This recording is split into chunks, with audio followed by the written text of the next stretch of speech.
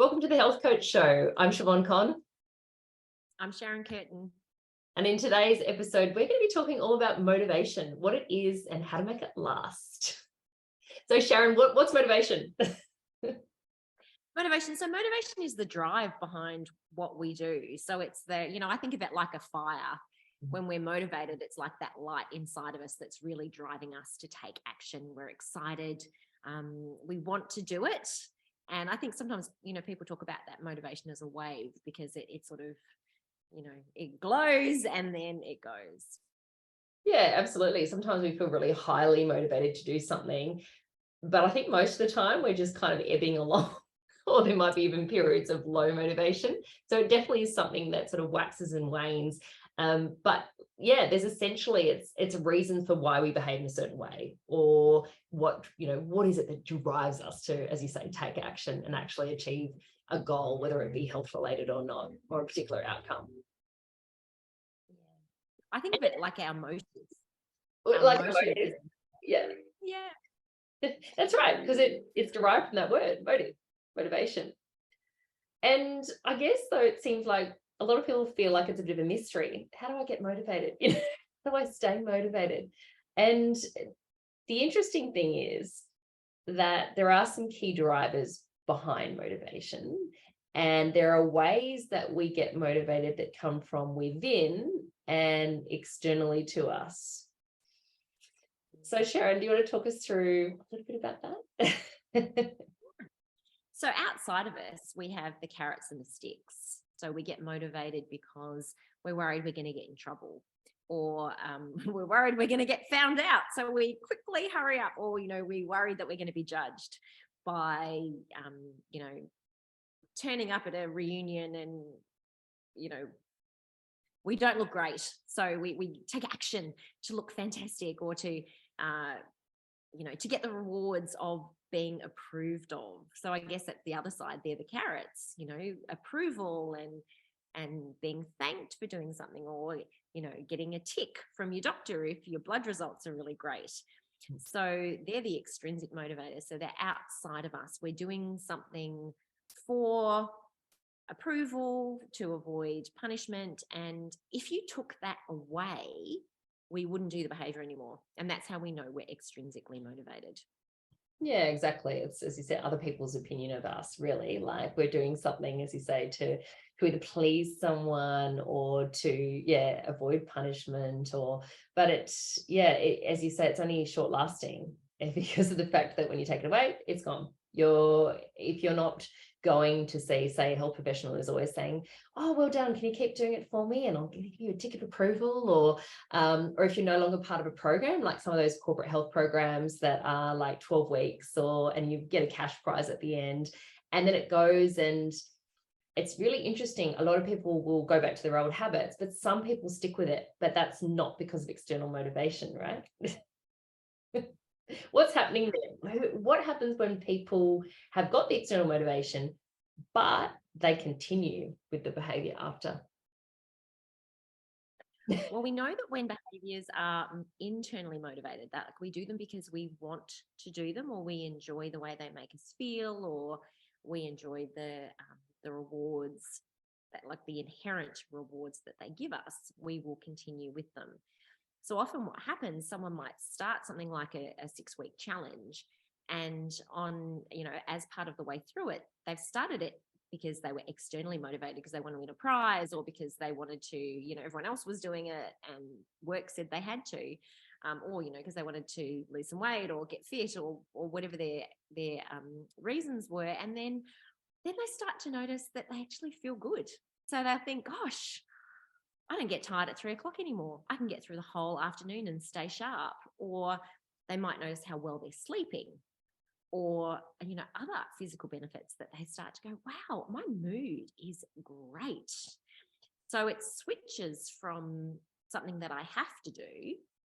And then we say there's a spectrum. There's a spectrum from external to internal motivation. And it moves from I have to do it, and then it moves all the way to I actually want to do this. And you often hear that, someone who says, I never used to exercise and now I can't go a day without it. I really miss it, or I notice how anxious I am if I don't exercise.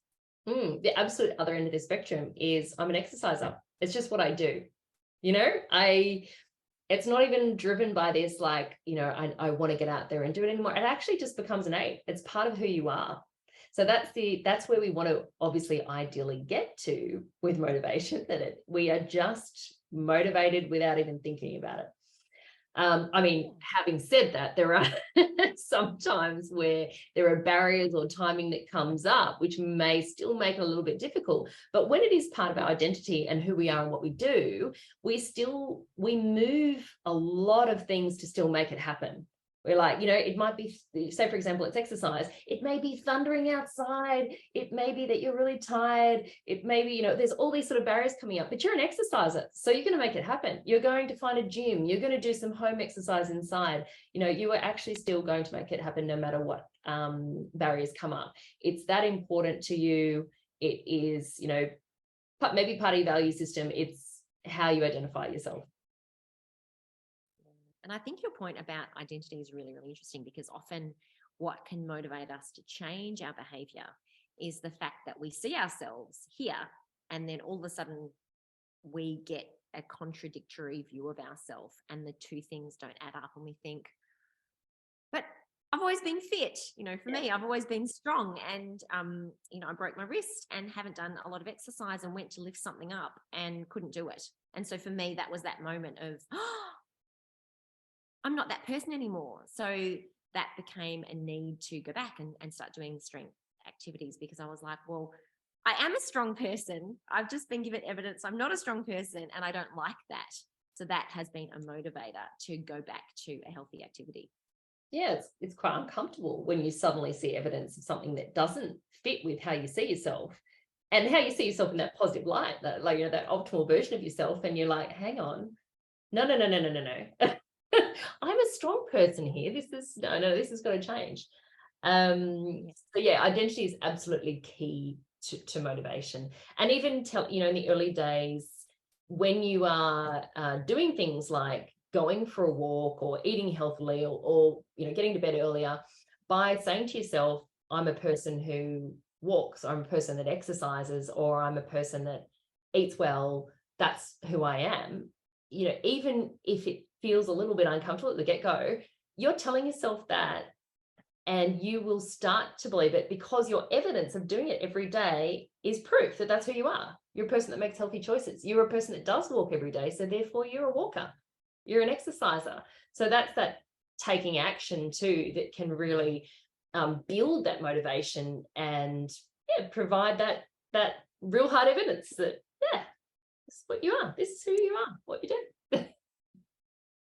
And that's so true, because sometimes people wait for motivation to come and hit them, like it's just they're gonna wake up and there's just gonna be this gigantic, dousing of motivation, and they're going to suddenly feel like cleaning the house and suddenly feel like running.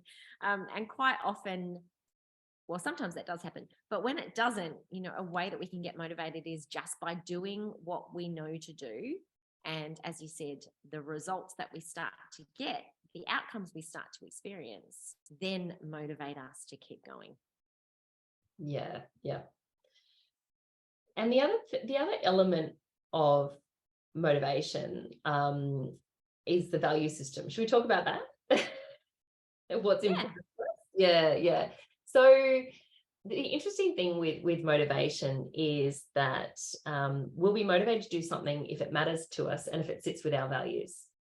And even if, for example, with health, even if that is not a particular value of ours, if we can hook it to another value that's really important to us, say, being a role model for our kids, maybe being a leader, and then by actually eating vegetables, that actually aligns with that value of showing up as a parent that's role modeling, the right things for their kids, that can actually drive our motivation as well. So I think that's something that a lot of us don't really think about our values. We don't sit around thinking about our values. Maybe we've had to do it as a workplace activity, but sort of being clear on like what's really important to you, and then how do these behaviors feed into that? Yeah, how do they give you more of what you want in life?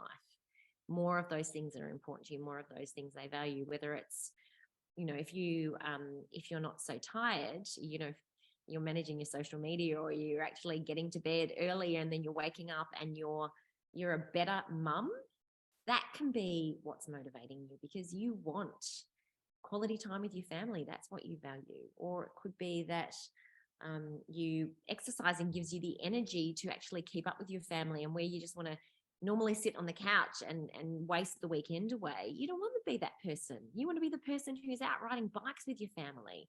So it's kind of the identity, but it's also what you want out of life. And if you can hook someone into what they really want out of life and really define it, you can help them find what's going to motivate them to change. And often how we help people to do this is we keep asking them why, or keep digging down. So, why is that important to you? And why does that matter? And we'll ask them a series of questions so that we're kind of getting under the iceberg, and someone's actually getting to the real reason, like why that they should actually create this change. As you say before, it might be like, oh, I know I should get to bed earlier because I'm a bit tired in the mornings and I don't feel great. I know I could be doing more stuff in the next day. And then you keep asking them, well, what does that matter to you? Well, when I'm tired, I don't know, I'm just not the best person at work, or I snap at my kids and my partner. Okay, and why does that matter to you? Well, I don't know, I'm just generally a happier, bubbly person, and I like actually being that more sort of inspiring person at work, and a person that has high energy, and I don't like snapping at my kids, and I like to be supportive with my partner. Okay, and what would it mean if you were that version of yourself? Oh, I feel great. I would have, the energy to, go and play with my kids, give my partner a big hug and be supportive for them, turn up at work and be the person that I want to be, that role model, and it'd feel great. And when you start hearing the change in energy in someone when you're digging deep, you will know you've actually hit that motivator or a couple of motivators. They'll start to get lighter, more energetic, more excited about the prospect. And you're like, okay, yep, we have got a motivation there. It's so true. It's like when you hear someone say, I really have to exercise. I really have to change the way I eat. I really have to give up alcohol. That heaviness, we know that that's not a true motivator. It's an I should. It's not an I want to. Yeah, totally. Oh, I should do this. I've been meaning to do this. I have to do this. I know I should do. When you're hearing that, you're like, yeah. I don't think that it's very likely that you're actually going to commit to this goal and make it happen. So we need to have a really good conversation here around why it's really important to you, and what you really want your life to look like, and you want the outcome to look like, and really getting you to picture it too, that sort of vision, getting people to step into that future version of themselves that is actually doing the behavior they want to do, or living life the way they want to live it. And when you've got people actually imagining that, stepping into that identity, getting clear on their values, that's such a different conversation, right? Oh, it's such a different conversation. And it is that change from I have to I want to. And that's when we see that real motivation shift. It's like, I actually want to do this. I actually want to do this thing. I'm excited about what I'm heading towards, rather than I'm disheartened or it's something I'm trying to avoid. It's always around what we're wanting to create, and that forward momentum and that positivity. Yeah, absolutely. And when you're working with people, you're right, like supporting someone to keep that motivation front of mind. And as you say, that positivity around what is possible, how would you feel, how are you going to feel? But that constant sort of support where you're getting someone to not get so bogged down in the micro, because sometimes when you're working with someone as a coach, you will get down to the sort of micro nitty-gritty goals on a week-to-week or fortnightly basis, which might be packing a lunchbox, or getting to bed at 9:30 by setting the alarm and and people can get a little bit like, why am I doing this again? But when you have those conversations and you pull someone back to that vision that they've talked about with you in your initial session, and and also reminding them how far they've come as well, and how do you feel now versus when we first started talking, and that vision that we're working towards, and checking in that it still feels that that's the right vision as well, but constantly sort of refreshing in someone's mind the values, the vision, their identity that they are really sort of stepping into, keeps someone excited and motivated for the long term. And that is key to it lasting, and for them being successful with the health change and the health outcome that they originally came to see you for. I think one thing that I love about being a health coach and helping clients find their motivation is how very specific their motivators can be, and how you would never pick them yourself. I remember one lady who was talking about, she wanted to drink water because it was healthy and la, la, la, la, la. And then when we really got down to it, she was like, well, I have more lines on my face. I look old when I don't drink water. And, she saw herself, talking about identity, she saw herself as a really young, spirited, vibrant person. I mean, she was an older lady, but, that was her motivator. She didn't want to look old. She wanted to look, a vibrant, her most vibrant self. So, there was a lot of I should because it's healthy and la, la, la, la. But then, when you really got down to it, the motivator was quite simple. And it might be, I want to be independent. I want to keep my independence. I don't want to be like someone else who can't get down onto their knees and play with their grandkids. That's not who I want to be. Sometimes motivation is around creating a picture of who they don't want to be, so they understand who they do want to be. Yeah, exactly. It's, and I think this is the thing, isn't it? We can't really assume what motivates someone as a coach. We can only ask the right questions and support them to really step into it and discover it themselves. And we know, we can sense as a coach that energy, as you say, even with that lady, you were, I should, da, da, da. And then suddenly it was like, okay, this is really important to me. I don't want lines, and you hear the change in tone, voice, energy, and you're like, we got it. Yeah, totally. All right. Well, if you want to know more about motivation, we run courses, don't we, Shivaun? And we'd love you to come and do one of our courses, and we will teach you all of the secrets of motivation, as well as give you tips and toolkits that you can use with clients. Just jump on our website if you want to check out more, which is accreditedhealthcoaching.com.au. Check us out on social media as well, Instagram, accredited_healthcoaching_AU, or drop us an email if you're interested in chatting to us, or even putting forward a podcast idea. We're always open to your suggestions. You could either message us on Instagram or email us at info@accreditedhealthcoaching.com.au. We hope you've enjoyed the episode. Thank you so much for joining us, and we look forward to chatting to you next time.